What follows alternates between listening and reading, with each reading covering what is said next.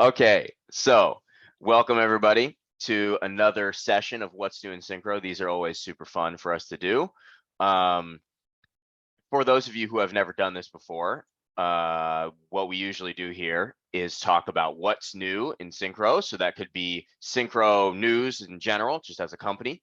It could be feature releases. We'll kind of walk you through some of the things we've released since the last What's New in Syncro webinar. And in addition to that, we talk about some of the new integrations we might have. We do a really long Q&A session, so you can ask us whatever kind of challenging questions you might want to, or ask us some fun ones, hopefully. Yeah, give you some context about what's going on at Syncro. So excited to do that. For those that don't know me, my name is Ian Alexander. I'm one of the co-founders at Syncro. We'll talk about my role change, but I am now channel chief. So that is a lot of fun. I get to talk to a lot of you guys. Andy, you want to introduce yourself? Yeah, hey everybody, I'm Andy Cormier. I'm the senior product manager over on the product team, joining you all from McKinney, Texas today.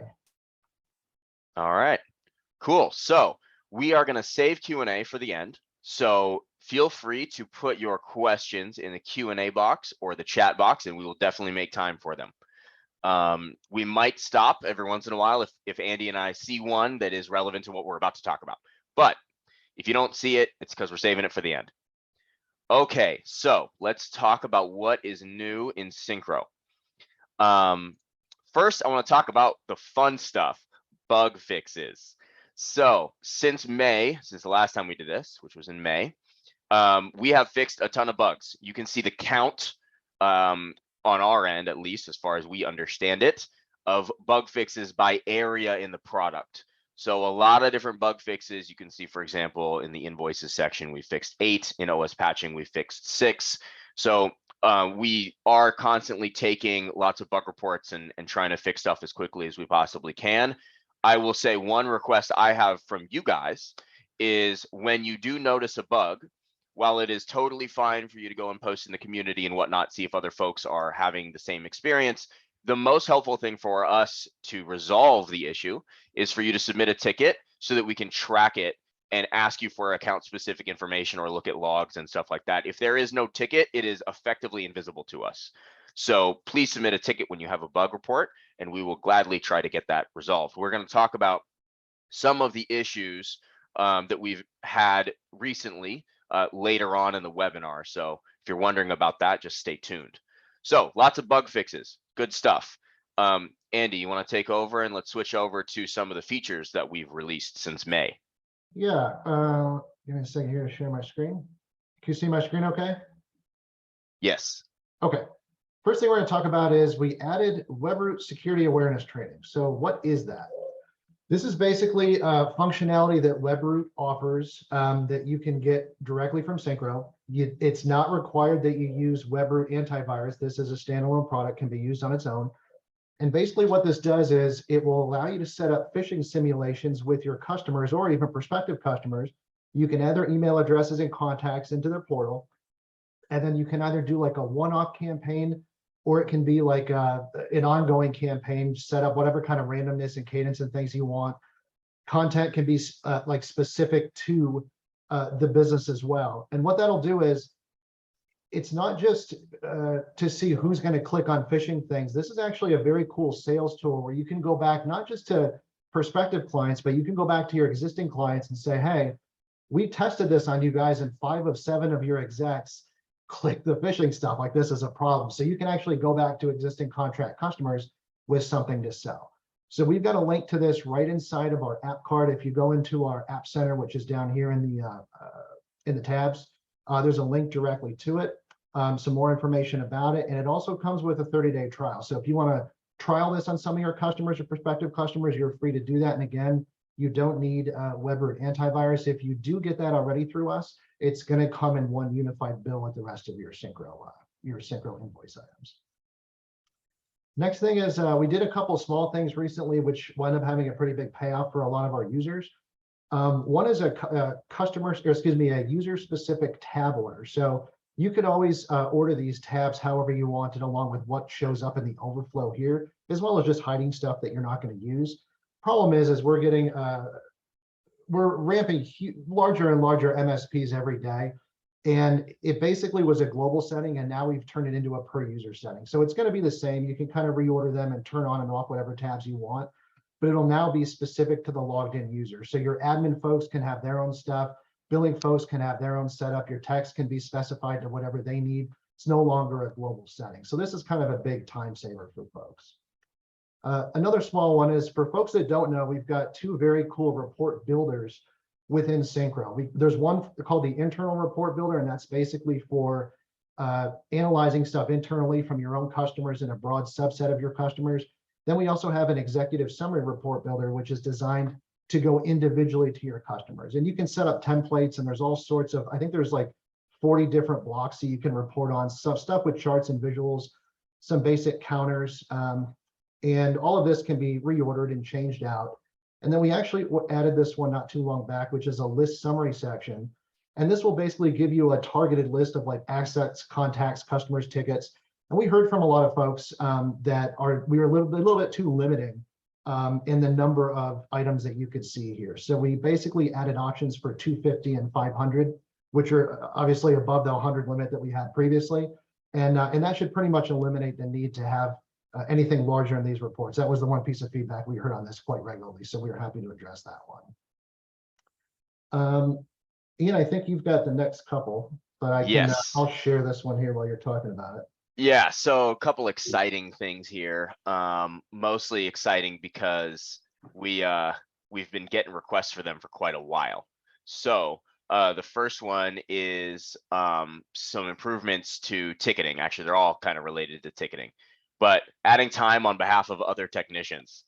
So this is useful in a couple scenarios, but I think Andy in his video explained a good one.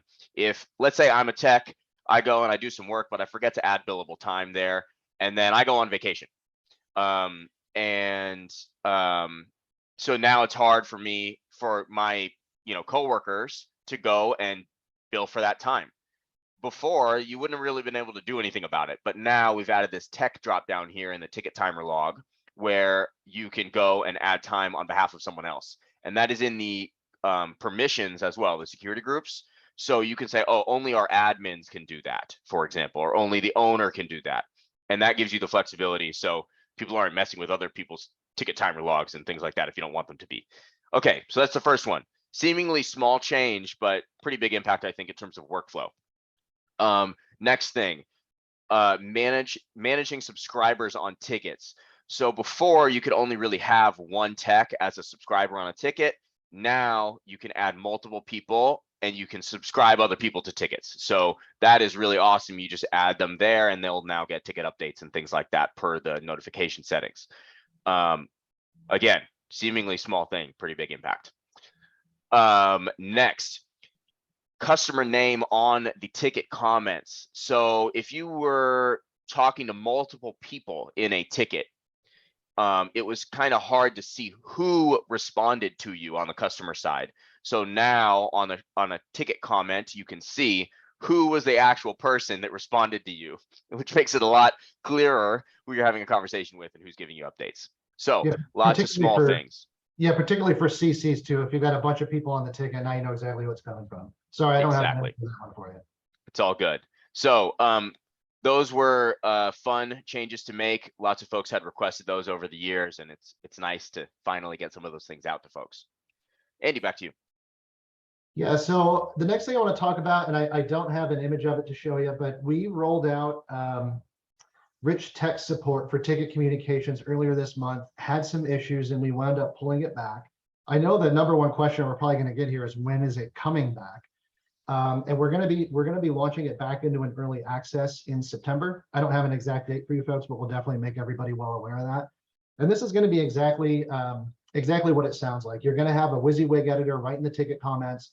You'll also have keyboard shortcuts for virtually everything in there. So you could just paste in bullets. You can change things, italics, bold, that kind of stuff. You can obviously paste in images. You can upload images. Same when your customers are sending emails to you. If they've got images in line, they're going to come through in the ticket comments in line. It's exactly what you're going to expect from inbound and outbound ticket communication. And then that's where it's going to start. We are going to be looking to expand that into other areas of the platform as time allows. And one of the obvious ones would be like canned responses from tickets, it obviously makes sense there to enable that kind of stuff there as well. So again, it's coming back early access in September. We're super excited to get this one out. We know our users were super excited and disappointed that we had to pull that one back, but we do want to make sure that it's going out perfect this time. Yeah, Secondly, and we'll talk more about the early access stuff in a second. Go ahead, Andy. Sorry. No, that's okay.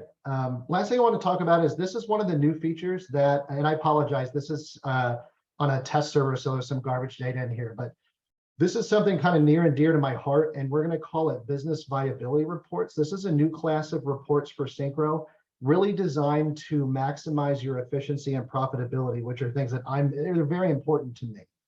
And this is one of 3 components that we're adding this now. The other stuff we're looking to add somewhere down the road.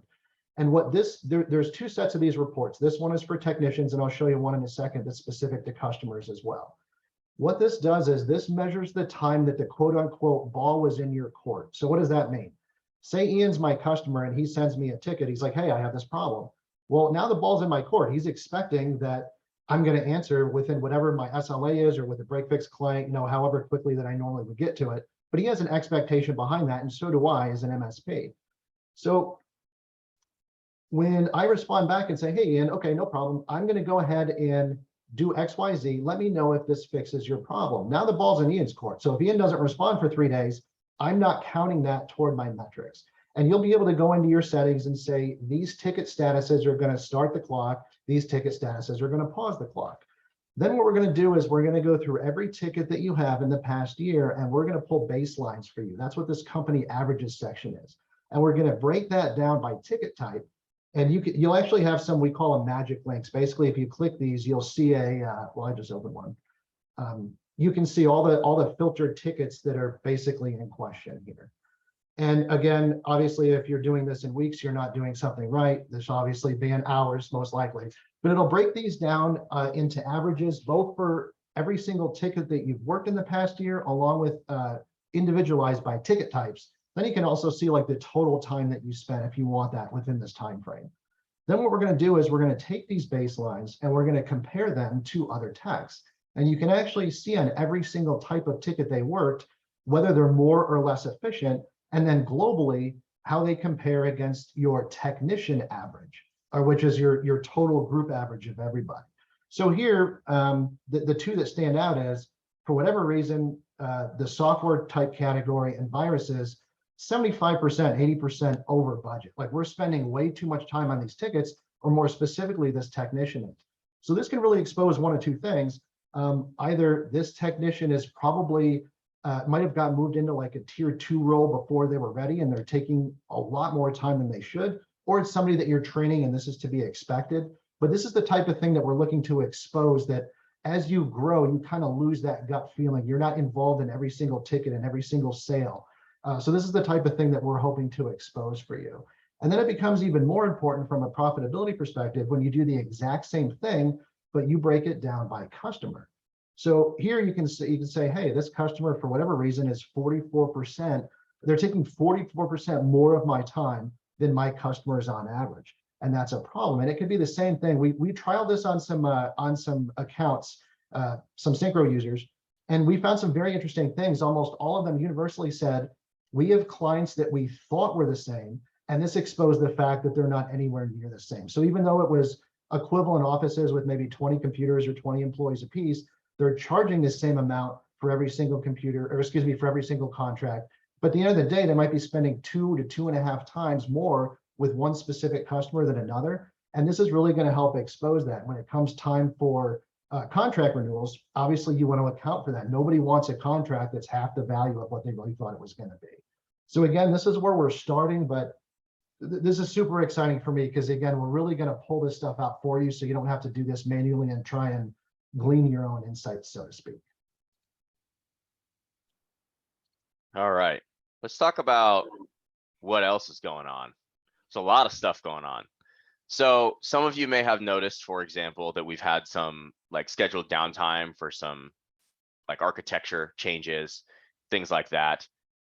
Wanted to talk about what that is and why we're doing that, just to give you some insight, because it's actually good for users, and we haven't really been talking about it much. So to bring you back in time, when Syncro first launched, we were very small and we were using a hosting platform called Heroku. And Heroku is built on top of Amazon Web Services. AWS is pretty much the standard, no matter who you are in the software world. And Heroku, what it does is abstract AWS. So it's using AWS servers, but it is an abstraction that lets you move faster when you're in those early stages by kind of taking care of a lot of that work for you. Heroku was really great in the early stages for us to, again, move fast. However, now that we are in more of a large scale situation with millions and millions of endpoints and things like that, it has become a large hindrance.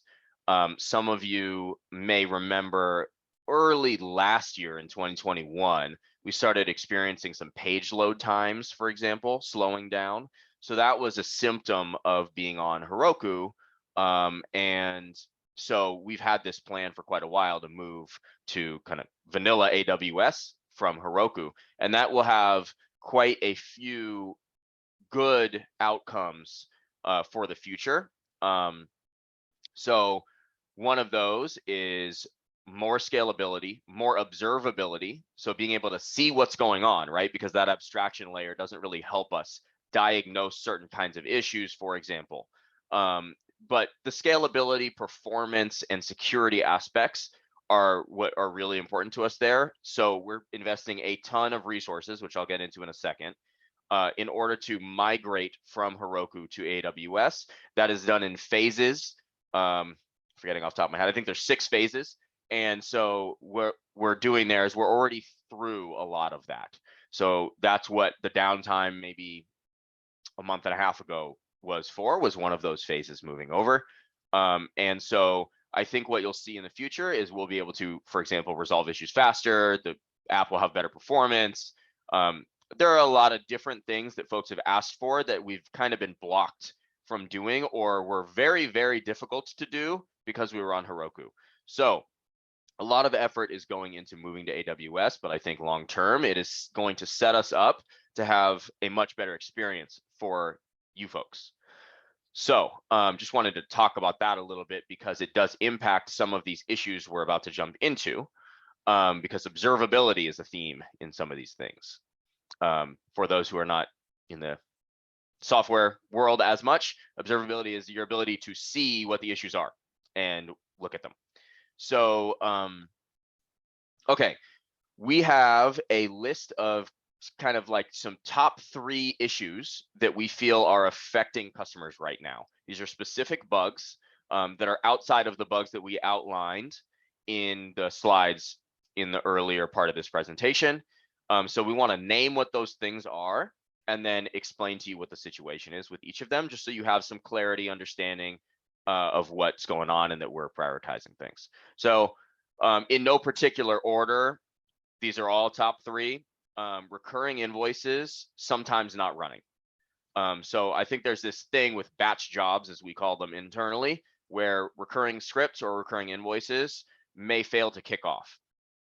So that's obviously a huge issue, impacts core workflows for you guys, and it's been a long-standing issue that we have really, well, we've made some improvements too. We've shipped a lot of bug fixes there, but there are still some issues. And in order for us to fully diagnose both of those things, we need better observability, because you might be able to guess. It is hard for us to see, for example, when a thing doesn't happen that should.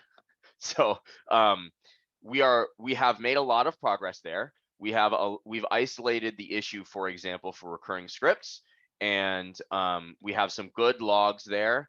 And so we're implementing a lot of things and hope to have that resolved. We don't have an exact timeline because it happens to be a relatively big lift. Same with the online offline presence alerting stuff and the recurring invoices. So those 3 things are very, very high on our priority list, and we're working on. The online offline also suffers from the observability aspect. It's kind of hard to tell when a thing goes offline, whether it actually is offline on our end. You obviously know because you get interrupted at 3 in the morning, which, sorry, we really want to fix that. But just so you know, we are working on those things. We understand how they impact your business, and they've been longstanding issues that have unfortunately been a little bit hairy, but hopefully moving to AWS, getting more observability, and all the other work we've been doing will enable us to resolve those soon. So we're working on that. We just want you to know that. The second thing I want to talk about here is this trend of some incidents, or some of the stuff that you guys have brought up around testing and early access groups for core workflow features and things like that. So just want to talk about that in general as a concept. Number one, I think it's helpful for you guys to see that we're spending obviously a lot of time on platform. So making sure things are more stable, more scalable, that our processes are better. And to give you an idea, we've hired a ton of very senior engineers recently to work on specifically those things. We already had folks, but we just hired a lot more senior folks. Over 50% of our engineers are working on some combination of platform reliability, security, bug fixes, testing infrastructure, and processes. So those are all things that are completely unrelated to features, for example. It's over 50% of our engineers right now, because we want to make sure that we are set up for the future and that we have more reliability for you guys, because you need that. So just to give you an idea internally of where resources are going, right now, that is where a lot of our effort is going. So we're also working a lot on our internal testing. I think we've learned a lot in the last couple of releases around things that didn't go well. And so we've made a lot of changes there. For example, we're working on a lot more automated tests for all kinds of core workflow pages, getting better test data, things like that. We're also going to be using a lot more user testing for large releases on a case-by-case basis. So rich text would have been a good example of a thing we could have and should have done that with. So to give you an idea of how that's going to go when we re-release rich text as an example for the future, we already have a list of many users who have offered to test rich text when it re-rolls out before the rest of the user base sees it. So those folks will get early access once it's ready for rich text. They will be able to test it. And then once we have that confirmed that we've resolved all of those issues and no new ones have popped up, we will roll it out to the rest of the customer base. However, in addition to the early access, which again, we're going to use on a case-by-case basis, it's not really the right thing for every single thing, but for some things like rich text, for sure, it was a good call. It would have been a good call to do that. And we will do that. We're also going to start rolling out features to our users on a percentage basis more often. So we do this with agents every single time. We roll it out to say like 2% of the agents, some new update, and then another 2%. And what that allows us to do is just make sure there aren't any issues as we're rolling the thing out, and then we can roll it back and it's okay, it's only impacted 2% of the agents, right? So we're going to start using that a lot more on the web side when we release a feature like rich text. So that should give us a lot more flexibility. And it should catch issues sooner while affecting less people. Hopefully there are no issues, right? That's the goal. But stuff happens, software is software. And so we should minimize the impact whenever we can. So we're going to be doing that that's going to be more like the defaults now, is rolling it out to a percentage of users over time. Next, we had previously implemented a policy of not having scheduled downtime during core business hours. This was related to an issue that happened a couple months ago that was actually about us moving from Heroku to AWS, which I just talked about. And we had scheduled downtime during the day I think it was during the day in Australia, which is a smaller percentage of our customer base, but still during core work hours for some of our users. And so we committed to not doing that during the work week, basically. So on our end, when we think of scheduled downtime, we're thinking about the servers are unavailable to users. Like you literally come to our website and you cannot use it, which is different, at least on our end. I understand maybe on your end it looks similar. than us rolling out a feature, which oftentimes has zero downtime. It's just an instant update. However, it can cause issues like core workflow stuff if rich text, for example, affects the things that you're looking at every day. So we hadn't really had a policy on when we release that kind of thing. And so we are looking much more closely at any feature that affects a core workflow and figuring out, hey, what is the best way for us to roll this thing out so that if something doesn't go right, which again, hopefully it does go right, it affects people in the least way possible. So lots of changes that we're making there. And hopefully that speaks to some of what you guys have been talking about in some of the communities and things like that. I'm happy to answer any questions on that when we get to Q&A. Yeah, we can dive deeper. Want to move on to a couple more things. Andy, did I miss anything before we move on? No, I think you hit all the high points for sure. Okay, I want to talk a little bit about some just broader company updates. So I'm one of the co-founders. I had been chief operating officer, which was a very ambiguous title on purpose. And it basically meant I went and did whatever we didn't have other people to do. In addition to talking to you guys and participating in the communities and working on product stuff and, whatever. At one point I was running sales, marketing, and customer success. I've had a lot of different roles, and chief operating officer is an ambiguous thing. And it let me do that. However, now the company is a lot bigger, more scalable. We have awesome people on the team, so I can have a slightly more specific role, which is great for me. And so I have moved officially to channel chief, which essentially means that I get to interact with customers and communities and our integration partners a lot more than I had been before, and that becomes my main job instead of 1/16 of it.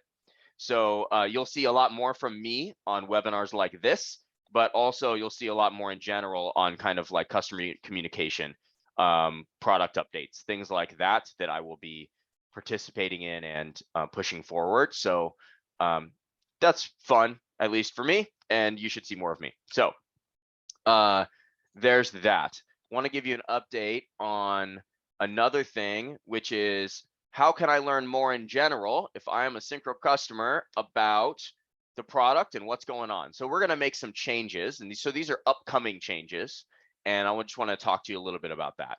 So first of all, we're going to move the release notes. Right now they're kind of on the blog and they're a little bit hidden on the website. They're kind of hard to find. We're moving them to the knowledge base, and they're going to be much easier to find there. So that's like the Syncro forums basically.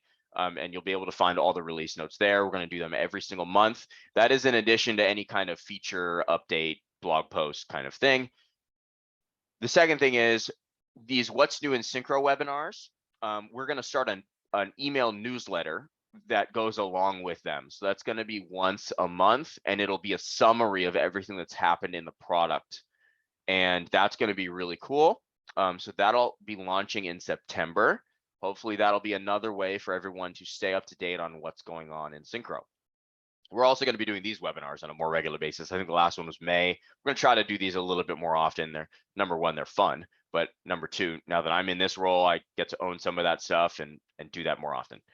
The third thing is we're going to be more present in a lot of the communities that we're in. So in particular, our official Syncro forums, which is hosted on Discourse, and you guys have seen those, the Facebook users group and the Syncro subreddit, we will try to be a little bit more present there, be available for certain kinds of questions, and mostly be posting updates more often in those places. Obviously, it would be easier for us if you guys would all be in the Syncro forums because that's one place we can propagate information. But we recognize that some of you don't want to do that.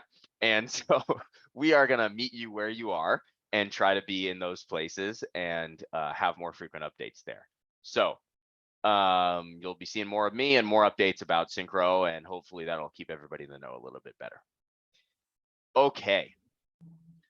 So Andy, anything to add before we jump to questions?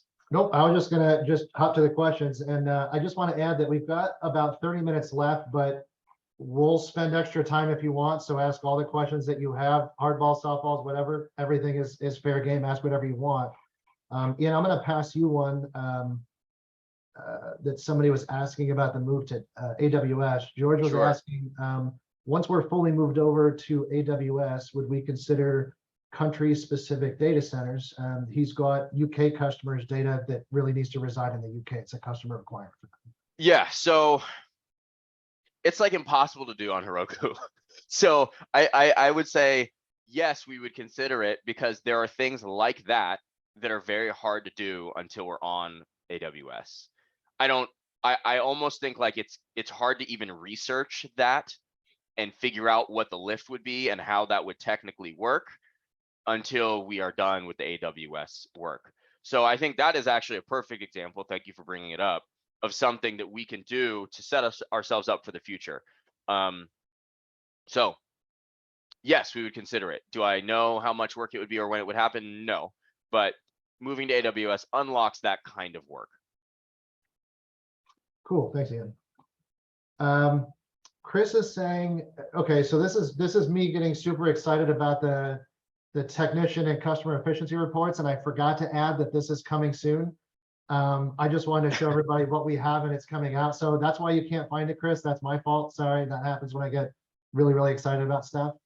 And then Richard was also saying he loves the ticket efficiency reports. Glad to hear that, Richard.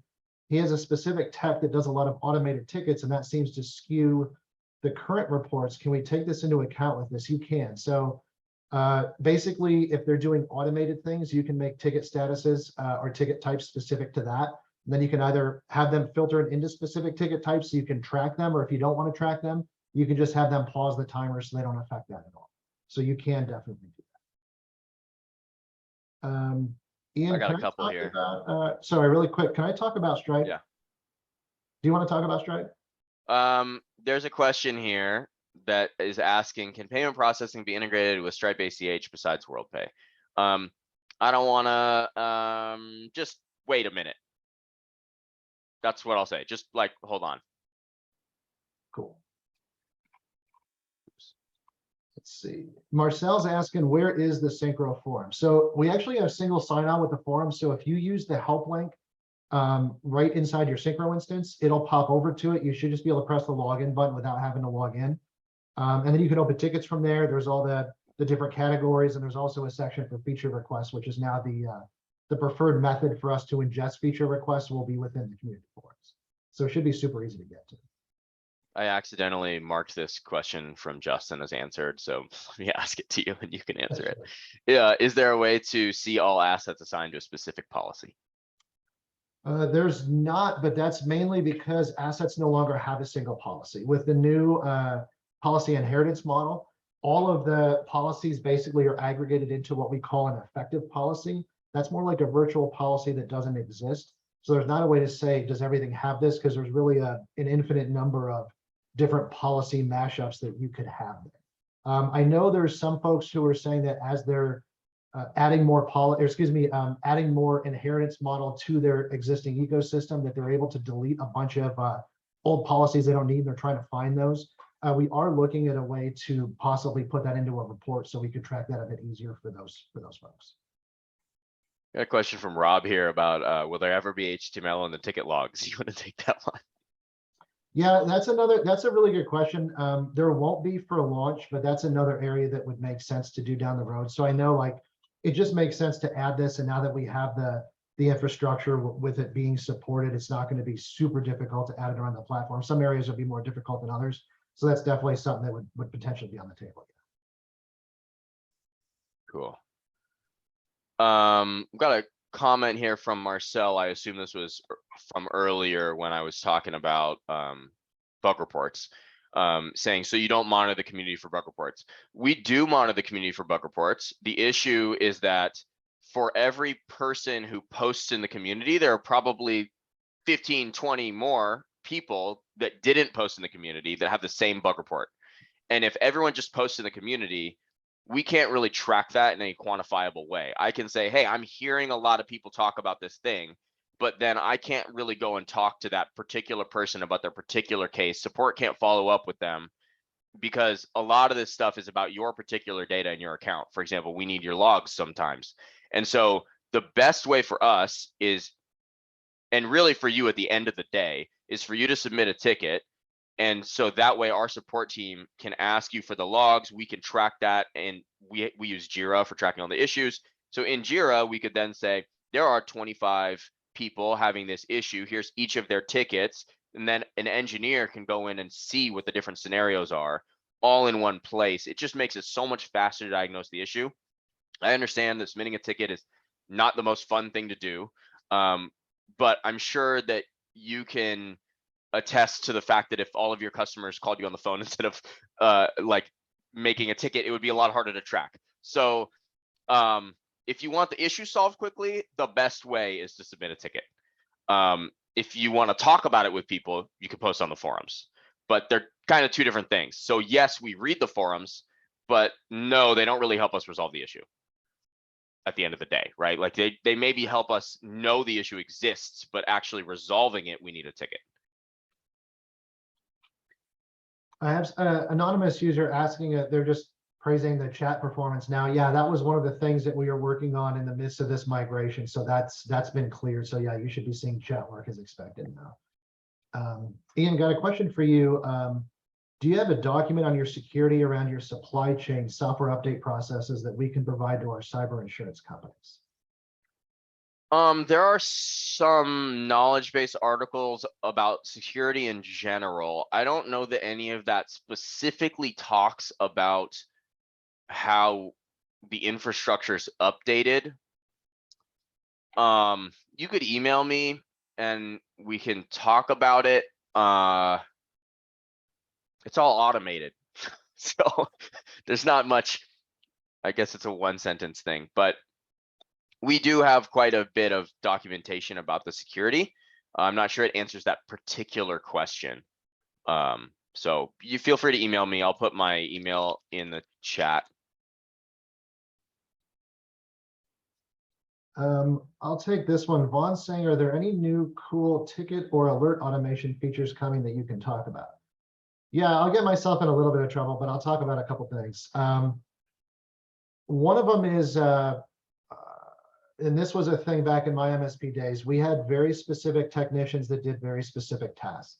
And different technicians charged out different rates. They charge out different rates to us if we are bringing them on third party, and we charge different rates to our customers based on that need. So one of the things that we're looking to add somewhere down the road, it shouldn't be too far away, is per technician pricing. So you'll be able to have like a default price for the technician that you set beforehand. So every time they go to do a ticket, they're not having to adjust that manually, or somebody's having to go back and, from an oversight perspective, make sure that those times are being billed out accurately. That's something that will happen automatically. And then on the automation features, I'll say this loosely, we are looking at doing some improvements to our ticket automations, specifically, and there's a lot of power that we're looking to potentially add there down the road as well. A lot of the things that we are looking toward in the near future, and then probably in the midway out, are going to be PSA related tasks. So a lot of that stuff is definitely going to get picked up. Yeah. Nice. Let's see. Got a lot of questions here. There's I'll take one from Aaron. He's using our dynamic billing system, which basically lets you dynamically count like AV licenses or contacts, or if you're billing by asset, whatever. And he's saying he's saying he basically wants to have quarterly billing, but when he does that, it's billing the rates at 1 month. So Aaron, that's basically because you're saying, I want to bill for this product, which you're only charging X amount of dollars for every month on a quarterly basis. So when you set it up for quarterly, you just want to multiply the values ×3 for that specific invoice, and that would make sure that it's covering you for the quarter. It won't know that you're intending to do this ×3. You'd have to basically tell it to. Got a question here from Marcel. What is early access? So I just want to go over this really quick, just in case folks want to participate. But we're probably going to spin up. Well, we already are spinning up an early access group for rich text when we roll that back out. But in general, if you are a person that is willing to test some of our functionality early before the rest of the user base gets it, please shoot me an email. I can put you on a list. And then when our product team needs, say, 30 testers or 40 testers or something, they'll have a list that they can go to and email, hey, do you want to opt in to this particular feature? I already put my email in the chat.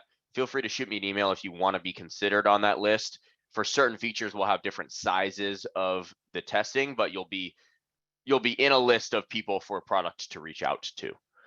So early access. Anonymous user is saying, how do I set up one-time projects with X number of hours assigned to them? I think you're probably talking about like a block hour thing. So we do have a way to sell a user a block of hours. And then you can basically, every time you do work for them, it just decrements off of that. So if that's what you're talking about, we do support that. Just look for the block hour stuff. And that's where you'll find that. Got a question here. Will we have open office hours again? So as I am now in a channel chief role and have been for 2 weeks, I'm going to be looking at a lot of that stuff. We kind of lost some of our programming, if you will, for current customers, and our intention was always to replace that with actually more. So we're going to be looking at that and reevaluating what the best thing is. We are going to have something like open office hours. I can guarantee you that. And that should happen fairly soon. I don't know if it'll be exactly like open office hours. That was a little bit of a catch-all for context. We didn't really have much of a customer success team at that time. And so what we did was just have an open office hours webinar every Friday that had no agenda. And I think that that's great, and it makes people feel heard, and it gives people a channel to give feedback and things like that. That's all good. We want to continue to have something like that. However, we probably also should have more onboarding, better documentation, more videos, more how-to content. A lot of that stuff felt like a catch-all because we didn't have a lot of that. So it was solving a lot of problems with one program. So we're going to look at what all the problems are we need to solve and then re-engage with some more new content. So yes, you will have something like open office hours. I don't know if it'll be called that.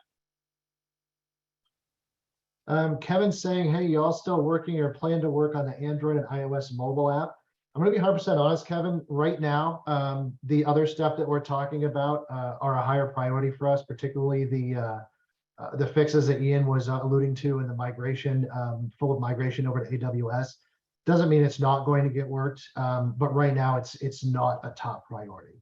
That said, virtually all of Syncro was designed to work in a mobile web browser, and it will work that way. So if you don't like the mobile app in its current form for some reason, you can use that. Should do everything right down to launching a Splash Top session if you've got the Splash Top app installed on your phone. So you should be able to do everything from there. Let's see. Ian, do you know this one? Are you guys SOC 2 compliant? Our hosting is SOC 2 compliant. So, I mean, AWS and Heroku are, and I think we don't actually have servers. So I think that requirement is not necessarily on us as a company. It is on our hosting. Anonymous users asking, will the retail side of the platform see some attention? Things like returns, restock fees, diamond label formatting issues, returning account credit to clients. I'll be honest there as well. Some will, some may not. Syncro's main intent is for MSPs, particularly growing MSPs. So some of the break fix world stuff that exists in Syncro is great from the facet of when you start to make that transition, you have those in place. But we have a secondary product, Repair Shopper, which is more designed for the retail-oriented folks that actually have brick and mortar locations. So you may see some of that stuff there, but you're less likely to see additions there in Syncro specifically. I want to answer a question here. How do I submit a ticket and check the existing status of tickets? All right, I want to answer this because it's important. If you go to community.syncromsp.com, you will see the Syncro community. And at the top right, you will see submit support ticket. And here you can log in and create a new case, but you can also see your existing cases. So we recently switched that over to a new platform, so it's a little bit new to folks. So I just wanted to make sure I showed that. Anthony's saying, do we have pricing for WebRoot SAT, the security awareness training? We do. It's $1 a contact. So it doesn't matter how many assets they have and things like that. It's just $1 per contact in the system. And again, it doesn't matter if you've got the antivirus enabled or not. The pricing is the same. Anonymous user is saying, will there be more Syncro approved scripts coming? I haven't seen those in a while. Yes, and that's on me. I'm a little bit behind on getting those approved. I do have them. In fact, I will see if I can get some more in there today, actually. Good question. Will Splashtop be available through the mobile app for remote access? So this is what I was talking about earlier. It is something we are hoping to add at some point to the native mobile app. That said, if you do need to launch a session from your, you can do that from the mobile browser today. Just make sure you install the Splashtop for RMM mobile app, not the business one, and then you'll be able to launch it from the your browser. Are you going to have support for Chrome OS for your? I'm assuming you're saying for your RMM support. As of today, no. Things like Chrome OS and Linux, I will just say never. But that's not on the immediate list. There's a question here, basically about Syncro training. So we do have a new program as of, I don't know, 3-4 months ago, maybe, if I had to guess, where it's called Syncro Academy, and we've got training for new customers that is free, and you can come in and do some onboarding and stuff like that. So if you are only using a portion of the RMM, then you can email me and I'd be happy to connect you with onboarding, or there's information about it in the community as well. So we do have resources to train folks on how to use the product now, and it's free. Yeah, definitely take advantage of that. There's some great stuff that we've got now for users. So that's really exciting stuff too. Randy's saying he'd like to be able to use tags without scrolling through a long list, kind of like we do in scripts. Yeah, Randy, that's one for you and me both. I would love to have tags all throughout the platform and every record type we have. Definitely some interest internally in doing that. Don't know where that would fall priority wise, but it's definitely something that I find interesting as well. Manuel is asking when we launch WebRoot security awareness training. I think that was, Ian, it was like 4 or 6 weeks ago, give or take, right? I don't know. I was out on parental leave. Oh, that's well, we're going to go with 4 or 6 weeks ago, but somewhere within that time frame, yeah. Heidi's saying, can you select which contacts get WebRoot security awareness training option? Have vendors listed under contracts for customers? Yeah, so 100% you can do that. And that's the reason it is billed out per contact, because you can specifically turn off vendors, or there's some people that might be doing admin or like whatever it is that may not need to get that for whatever reason. So you can definitely be very specific about who gets it and who doesn't.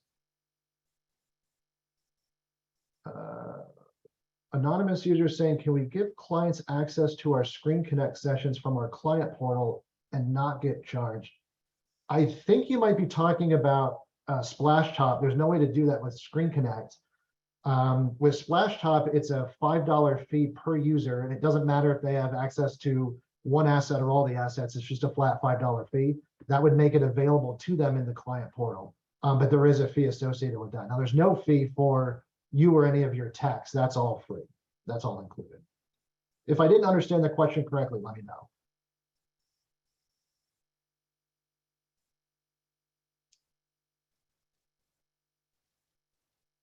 Do we have any plans to do any AI like SuperOps is doing?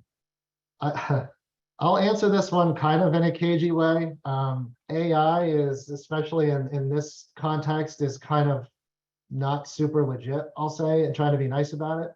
I mean, there is ways to get baselines, but realistically, it just depends on the asset in question and what's being used on it and how often that changes. So I don't know if that metric specifically is going to be overly useful, but the things that we were showing earlier, like with the efficiency reports and things, but maybe moving that into assets might be something like maybe what you're talking about more, but we probably stick to more like hard facts that we can say, this asset was using X amount of resources over some period of time type thing. It would be more factual data like that. Vaughn's asking, do I understand correctly that Splash Top for Mac support works with Syncro provided Splash Top, but not bring your own Splash Top? You know what, Vaughn, that's a really good question. I should know the answer to that. For some reason, I'm blanking. I believe that is the case. I don't think we support BYO Splash Top at this time. If anyone pings me in the meantime and I'm wrong, I'll update you on that one. Got a question here. Is there any consideration for bookkeeper level accounts or single company licensing for an on-site IT tech? For a single company licensing for on-site IT tech, we do actually already have a solution for that. It's called single customer permissions. However, there's a separate thing, which I think you're pointing to, which is some types of users may not need full access to the whole platform. Examples might include a bookkeeper or a dispatcher or scheduler, a back office person that just does invoicing, lots of things like that that are more admin roles. And we are and have been looking at some other ways to do licensing for those folks. There are quite a few different buckets of types of people and different roles that they do, and we'd like for whatever our solution is to accommodate all of those different use cases. So there's a bit more there that we're looking at. Take one from Randy. He's saying, how about a shared library of automated remediations? Randy, me and you are going to be in lockstep on a lot of the stuff you're putting in here because I'm all about that. I would like to do shared libraries for stuff like OID recipes, for stuff like ticket automations. There's a lot of stuff we could definitely do there down the road. Again, it's not something on the immediate radar, but it's definitely something that we'd like to give the community more library type things for sure. Let's see. Manuel's saying, yeah, do we support BYO Splash Shop? We do. And I think you were the one that was asking about using that in the portal. It won't work that way because BYO Splash Shop, particularly if you have the business account, that includes ways to do that natively through their portal. So if you need customer access and you need to issue that out, you would handle it through the Splash Shop portal if you're using the BYO version.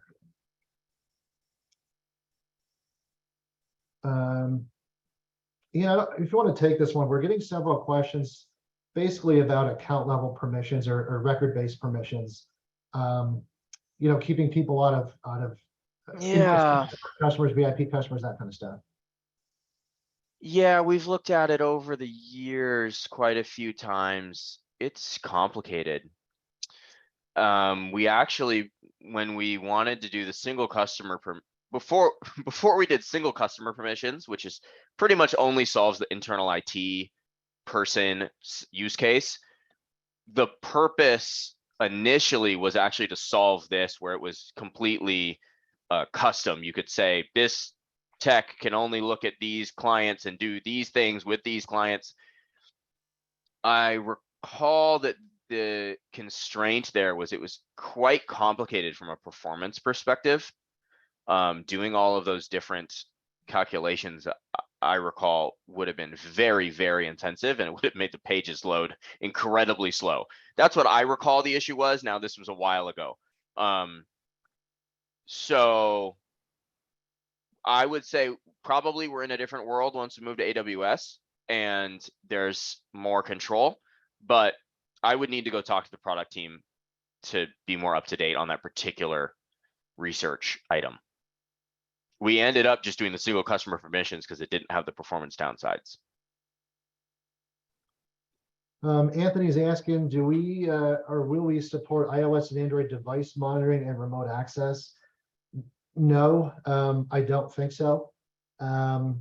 Especially with remote access. I mean, you can't really remote access iOS devices anyways. That said, there is some interesting things. I think Splash Top recently released something actually, which is like a reverse streamer. It's almost like you're seeing the video of what they're doing on their iOS device, and then you can basically walk someone through what to do over the phone. But we don't have any plans for anything like that directly. Eric is asking, I think Eric was the one who's just investigating Syncro currently. Can you import existing inventory items? You can. He says he's got about 2,000 inventory items. Yeah, and that would not be fun doing that manually. So yeah, you can 100% import them. That's no problem at all. Anonymous users asking about where they can find more info on Webroot cybersecurity awareness training. If you go into the App Center, which is a tab in Syncro, look for the Webroot app card, and there'll be a button off to the left. It will bring you to some resources from Webroot, along with a link to set up a trial of it. And all the information you should need should be there. Pricing is available on that app card as well. And I think we did a recorded webinar a while back specifically about it. It's available on demand. So I think if you just fill out I just put it in the Zoom chat. If you fill out that form, you should be able to watch the webinar, and that should give you a lot more context. Let's see. Yep, that was another limited access one. Any plans for a vulnerability report, KB or CVE? William, we do have a vulnerability report designed specifically for Windows updates. So if I'm misunderstanding what you're asking, just ask again. Let me know what you're specifically referring to there.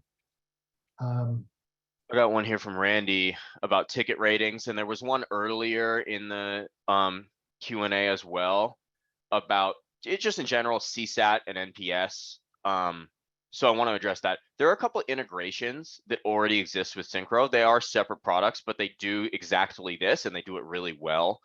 Where after a ticket closes, it sends a quick survey to the customer, and basically it's like smiley face, neutral, frowny face kind of thing, and then also NPS. I think that data is invaluable. So SimpleSat is one of those.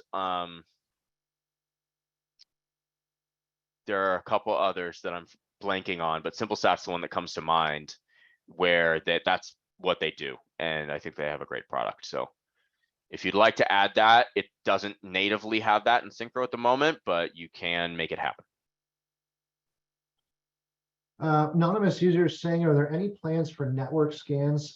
There's not right now. This is one of the examples of it, and I know we didn't talk about it a lot in this one, but we do have a lot of previous MSP experience in the company. And one of the things that I think we're pretty good at is determining how far we should go within Syncro, and then where we should look to partners to fill those the gaps beyond that. So as an example, we have a full-blown SNMP module with OID recipes you could spin up and even share with each other. You can generate public links and share them around. That's basically as far as Syncro will go with the network stuff, at least as of today. And then we integrated, like if you look at Domos, they're probably one of the deepest integrations we have. And there's a video floating around. I apologize, I don't have a link for it right now. We did it with them. They just did a 2.0 version of their integration probably 2 months ago, maybe. And it's really, really cool the way it links stuff to tickets, and it maps assets, and you can specifically say map this and not this. And they basically take that to the next level. So that's oh, thanks, Ian. So Ian just put it in the chat if anybody wants to check that out. But that's a very, very cool integration, one of my favorites. Vaughn saying, is posting a feature request in the forum the best way to get Syncro visibility into feature requests? The answer there is a resounding yes. Ian is actively participating in our forums. I'm actively participating, but there's so much stuff there. We really do need like a centralized location. So sometimes we'll move stuff over. Sometimes we try tracking it different methods, but for entire company visibility of your feature requests, the community forums will be the primary place to do that. I would say there is no issue with you duplicating a little bit and putting one in the forums and then submitting a ticket under the category like feature request. That is, you can literally copy and paste the comment.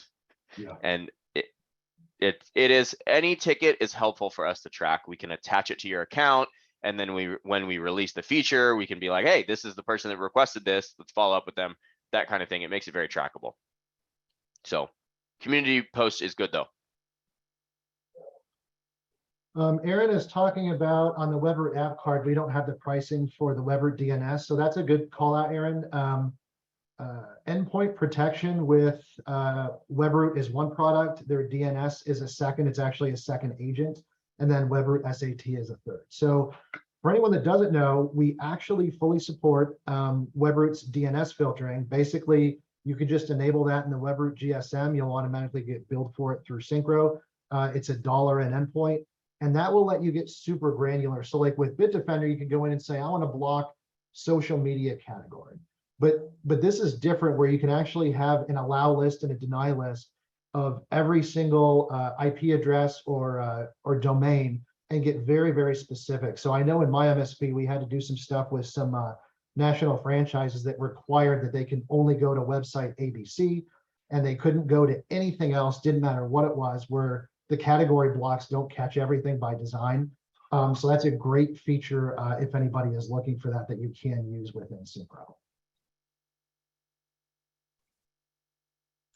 Do you want to take this updates one? There's the vulnerable systems report. They want to see computers that don't have updates. So, and there are already a couple reports for that. There are. So, okay. So there. Oh, William, okay, I think I understand now. Are you talking about being able to give this to your customer, like on an executive summary report level, and say, hey, we have 8 assets that are out of compliance? If you're just talking about, do we have a way to say like X amount of assets need these patches? We do have those today. Yeah, thanks, Ian. And you can actually install them right from this report as well.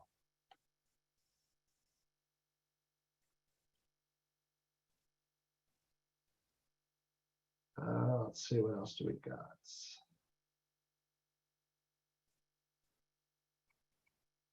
Somebody's asking about a Zabbix integration. Oh, that's Randy. Randy, I don't know if you have already, but if you haven't, add that into our feature request. That's a good one in the community forum.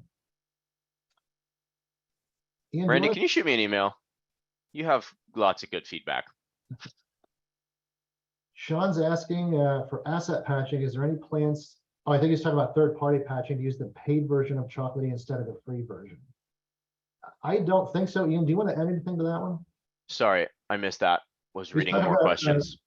That's okay. Asking if we have any plans to use the paid version of Chocolatey instead of the community free one.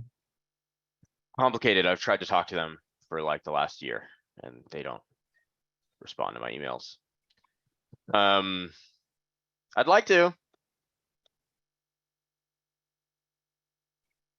All right, this is a good one, Ian. This is a kind of a fun one. Brian's asking what you do for fun. What do I do for fun? Well, I have a 11-week-old son now, so I hang out with him. And I try to play basketball. I'm in a basketball league that I play in once a week, so I'm trying to stay in shape a little bit. What else? I think that's the majority of my time these days. I got one exercise thing a week. Other than that, I'm working or hanging out with the kid. Gary's asking about an integration to Power BI. Would go a long way in satisfying everyone's reporting needs. Gary, it's something that we are looking at. I would say that this is just a personal preference of mine. We may wind up doing this anyways, but I would really like the report that we were showing off earlier. I would really like to get everybody's needs met within Syncro. Power BI is, I'm not going to name competitors by name, but there's some competitors out there that have some significant amount of power in the MSP space, but you can only really utilize or realize that power if you bring on a full-time consultant to constantly monitor it, set it up, update it for you. Power BI is a lot like that. If you've got people on staff that can use it, great. But for a lot of folks, it's a major pain to try and get exactly what you need out of it. So we are really trying to gear ourselves to get you these insights right within the platform natively. Let's see. Sean is asking about using Ninite instead of Chocolatey. Sean, basically Ninite is like the coolest, fanciest script way of doing something with an executable. So if you wanted to use Ninite, you can do that in the platform today. Like there's not, I know other, we don't really want to list it as an integration because it's kind of a cheap thing to do. Like there's no such thing as like a Ninite integration. It's just running a script against an exceputable and saying do X, Y, Z. So if you want to do that today, you could definitely. Isn't there a script in the community script library already for Ninite? Yep, there is, I think. In fact, there might be a few. And yeah, then, so you can definitely use Ninite already if you want to. But there are some downsides. I love Ninite personally. So all for it, but there are some downsides. There aren't nearly as many applications in Night's library. So And we didn't talk about it or show it off here, but we've got one of the more powerful scripting engines in the space, and we have a super detailed script variable section. So I've seen a lot of people do cool stuff with Night specifically, where they'll list like the 30 apps or whatever that they use. And when they're putting it on a policy, they just have a variable. It's like yes or no. If it is, it injects it into the command line when it runs. So it's a super cool way to use our script variable system to have a super dynamic script specifically for Night or whatever else you want. all right, I got one, and it's a really good one. Question from anonymous attendee. Do you want tickets if we experience issues, even if it is only an FYI, we're seeing this too type of ticket? Yes, 100%. And let me explain why. We have, obviously there's certain things that are like, a fire or an outage, right? Like those just get prioritized and we work on them. But for some normal bug, right? There's a triage process, and there are people that sit in a meeting and they go through all of the bugs we could fix, and then they have to prioritize them, right? And so the more people that are being affected by a bug, the bigger an issue it is. So we might know about an issue, but if 2 people report it, but it affects 2,000 people, but the other 1,998 people don't tag on and say, I'm also having this issue, we can't appropriately triage that issue, right? So other than me maybe like looking at the community and being like, well, I saw 12 people say something about this, but like it's a very small percentage of the people that talk in the community versus our entire user base. So if you are experiencing an issue, we very much appreciate it if you would submit a ticket, even if you think we already know about the thing, because then it helps us properly quantify the issue and say, this is affecting a lot of people. We need to solve this immediately, right? So the more data, the better. Yes, please submit a ticket if you are having an issue. Anonymous user is asking, does single company license still utilize a full license? It does. And for folks that don't know, it's basically for, like Ian said, internal IT or co-managed IT environments where you might be getting brought on as tier 2 techs, and you may need to have like their on-site tier 1 person have access to just their own stuff. And yeah, you can do that. It is a full license, but you can still limit them by saying you can only manage their tickets and assets, but you can't see XYZ, that kind of thing. Got one here. Is there any way to pool or group technicians? They aren't customer specific, and subscribers doesn't quite do what I need, I think. So I don't know exactly what you want to do, but one thing you might want to look at is security groups. Depending on what you're trying to accomplish, you can put different technicians in different security groups and also different technicians in different notification sets. And what that would do is change what they get notified about, but then also what they're able to do in the product. There's not much detail in your question, but depending on what you're trying to accomplish, the combination of those two things might do what you need. George is asking, we know that Syncro does not have an office and you all work from home, but do you meet up physically face-to-face from time to time? That's a really good question, George. So yeah, Syncro is super cool in that we were doing that. This isn't like, oh, COVID happened and now Syncro works from home like everybody else. Synchro's never had an office. Like we always did this remotely. And yeah, we do. We've done several meetups. I know there's one getting planned, I think for next year for like the entire company, but individual departments, like earlier this year, I did a product team offsite and we all met in Colorado and got together. It was super cool because it is kind of weird, working with somebody for years and you've actually never met them. You feel like you know them, but it's just, there's something about actually being there with people. So yeah, we're gonna be trying to do more of that stuff in the future too. Anything to add on that one, Ian? No, I mean, it's always great to meet up in person. You get a different element, but a couple of years ago when the company was much smaller, we were more like 40 people. We took the whole company to Valencia, Spain for like 3 weeks, which was really fun. We were still working in Spain, but everyone was in Spain meeting up, and I got to see people that I'd known for years for like the first time, be like, wow, you're a lot taller than I thought. That kind of thing. So that was fun. We do try to do that more often. Obviously, COVID's put a little bit of a damper on that, but I used to go up to Seattle every month and a half, meet up with folks, and yeah. So yes, we do that. And the coolest part was that actually happened 3 weeks after I joined, so I'm not bitter. The Sorry. spam thing sounded awesome. Let's see. John's asking about a QVO revamp. I don't know what you mean specifically by a revamp. I know there are some ongoing issues where it'll take a while to sync all of the invoices over, specifically if you're doing it the first of the month, like most folks are, or the last day of the month is another big one. So we are looking at ways to improve that. I think that probably falls below the priority in terms of the online stuff and the like the recurring scripts, recurring invoices, like and the migration, all of that stuff. But that one is relatively high on the list of things we are looking at. The same answer would be there for Zero as well. Oh boy, we're way over time. Let's do a couple more and then we probably should run. Sure. You want to pick out?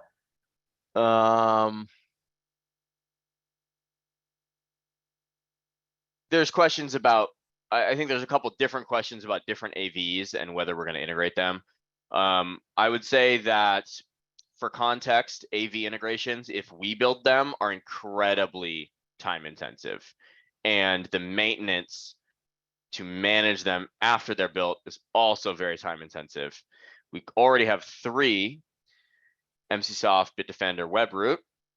And so for us to build another AV integration is a very big lift. And there are some priorities right now that top that. So things like the 3 bugs that we mentioned, this move to AWS.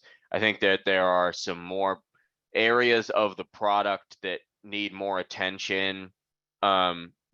Rich text is an example. The ticketing page is the most used page in the app. So wanting to make sure that that is a nice to use page, and lots of other feature requests. So I would say AV, we would love to add more because people definitely have strong opinions about what AV they use. That being said, it is a very heavy lift, so nothing is imminently coming. Anonymous user is asking about some updates to the API, particularly with pulling time entries. I guess I'll say 2 things here. One, we're always looking to improve the API, but I would say that I think on a more global scale, we're more interested in knowing why you want to pull that data and how, like what you're going to do with it, how you're going to present it, how it's going to benefit you, so that we can look at building that into native reports. Like anytime I hear people are having to spend time doing that kind of stuff, I really want to get to the bottom of the use case and be able to just give you that data in the system. And any minute you're not spending actually going out and selling stuff, you're losing money. And I don't want to know that people are doing this. Like that actually bugs me. So my email is andy@syncromsp.com. Shoot me an email, specifically let me know your use case, and I'll spend some time and I'll talk to you about it, and then we'll see what we can do there. But I definitely like to be able to get you something native over trying to do a whole bunch of API work that may or may not actually give you exactly what you're looking to do. Maybe this will be the last one, but just to build on what he said, somebody asked if we're going to work on an improved Hoodoo integration. So Hoodoo built the Hoodoo integration using our API. And so if you'd like to see an improvement there, I think that's on the Hoodoo side. But in general, if there are API things that we need to improve, we actually do constantly add them because we're constantly talking to integration partners and they're like, hey, it would be really great if you could add this endpoint because we need to access this data in order to do this thing. Great. We want to enable them to do that. So that's why it's very helpful for us to see what people want to do, because oftentimes it's because some other vendor wants to build a thing and maybe we can think of a better way to do it than they're asking us for. So understanding the intent behind the thing is very helpful. Yeah, so I think we're 20 minutes over. I think that's probably good. I just want to say that this was awesome. I really appreciate everybody's questions and interest. Like Ian said, we're definitely planning on doing this kind of thing much more on a regular basis, and you will definitely be seeing a lot more of Ian now with this new role change. We are all very, very excited about that here internally. Yes. Yes, I'm very excited about it too. Well, thank you guys for joining. We'll see you again soon. If you have any questions, again, I put my email in the chat. Feel free to reach out to myself or Andy. We're always happy to talk. And thank you for joining. This will be on YouTube, so if you missed any part of it, you will be able to check out the recording. Thanks a lot, everybody. Thanks, Let me know everybody. if you have any questions.